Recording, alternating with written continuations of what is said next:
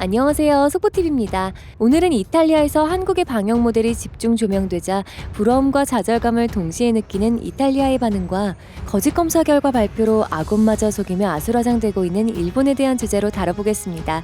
이탈리아 국민들 사이에서 한국의 방역 모델에 대한 찬사가 이어지고 있습니다.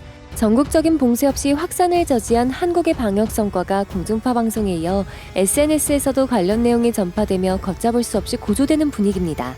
관련 영상은 RAI 공식 페이스북 계정에도 올라 큰 화제를 불러 모았는데 한국 모델이라는 제목을 단 해당 영상은 13일 현재 6만 5천 건의 조회수를 기록했으며 150개가 넘는 댓글이 달렸습니다. 또한 공유 횟수도 무려 1,200회에 달합니다. RAI는 지난 7일에도 한국의 방역 테크놀로지라는 제목의 또 다른 영상을 올려 한국의 뛰어난 환자 동선 추적 시스템을 상세히 소개했습니다. 세계적이고 신속한 방역 대응으로 의료 시스템 붕괴를 피하면서 피해를 최소화한 한국 모델에 대해 이탈리아 정부 당국자에 이어 일반 국민도 매우 진지하게 주목하는 분위기입니다.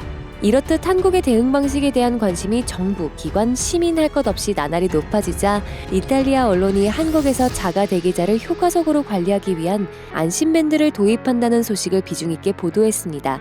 현재 일간지인 라 레푸블리카가 한국의 전략, 스마트폰 애플리케이션을 피하는 사람들을 위한 전자팔찌라는 제목의 기사에서 제도 도입 배경 등을 상세히 전한 것입니다.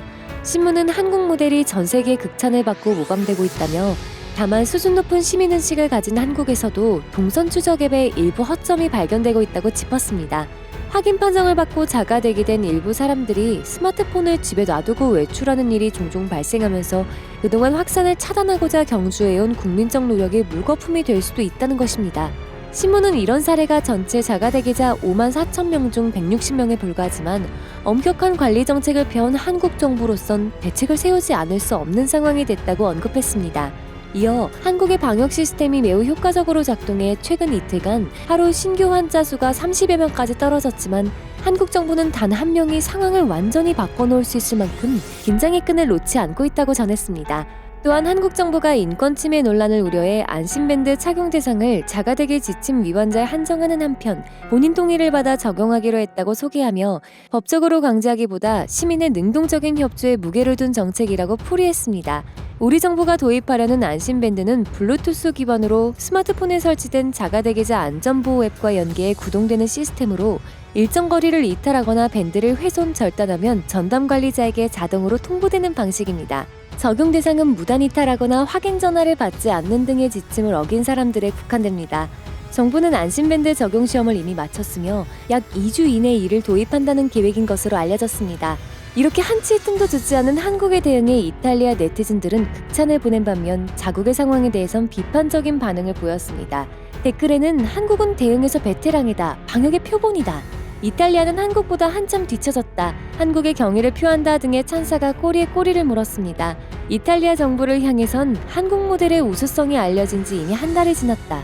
그동안 이탈리아 정부는 무엇을 했나, 왜 한국으로부터 배우려고 하지 않는가라며 꼬집었습니다. 막연히 선망의 대상이었던 선진국 이탈리아, 다시 한번 그 개념을 되짚어볼 필요가 있겠습니다.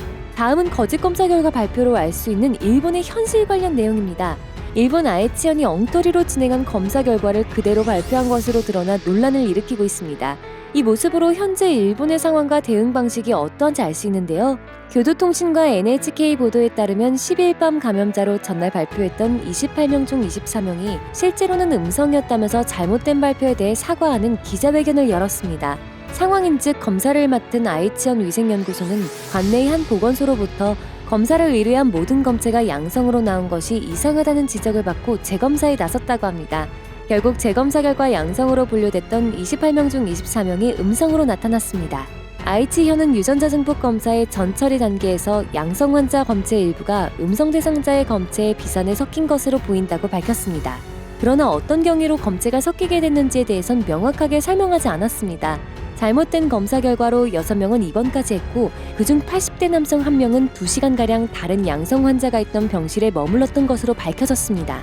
아이치현은 이 남성이 이 과정에서 전파됐을 수도 있다고 보고 경과를 관찰하면서 다시 검사하기로 했지만 이 사태가 몰고 온 결과는 여기에서 그치지 않았습니다.